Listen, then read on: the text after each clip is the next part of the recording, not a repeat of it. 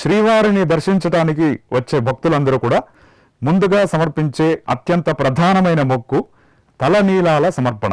తిరుమల క్షేత్రంలో తల వెంట్రుకలను మొక్కులుగా సమర్పించే సంప్రదాయం కొన్ని ఆధారాలను బట్టి ఇది 9వ శతాబ్దం నాటికే అమలులో ఉన్నట్టు తెలుస్తోంది. మరికొన్ని ఆధారాల ప్రకారం 1830వ నాటికే ఇది ఒక పవిత్ర సంప్రదాయంగా స్థిరపడి తలనీలాల సమర్పణను ఒక మొక్కుగా భావించి చేసేవారని తెలుస్తున్నది. ధర్మశాస్త్ర గ్రంథాలలో శిశువు జన్మించిన తర్వాత మొదటి సంవత్సరంలో కానీ 3వ సంవత్సరంలో కానీ చూడాకర్మ అంటే పుట్టు వెంట్రుకలు తీయడం అనే సంస్కారం చెప్పబడినది. ఉపనయనం వంటి సమయాలలో వేదమంత్ర పురస్సరంగా ఈ చూడాకర్మ చేయబడుతున్నది.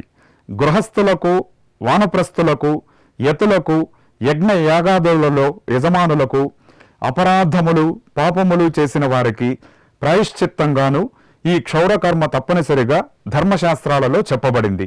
తీర్థ శ్రాద్ధాలను ఆచరించే సందర్భాలలో పాప ప్రక్షాళనకై క్షౌరకర్మ ఆచరిస్తారు.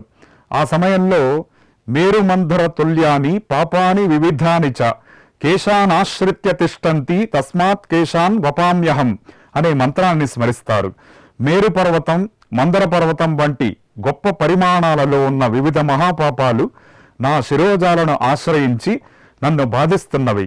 అటువంటి మహాపాపాలను పోగొట్టుకోవడానికై నేను క్షౌరము అంటే గుండు చేయించుకుంటున్నాను అని ఈ మంత్రం యొక్క అర్థం. ఈ మంత్రాన్ని ప్రతి ఒక్క భక్తుడు కూడా వీలైనంత వరకు క్షౌరకర్మ ఆచరించే సమయంలో పాటించాలి.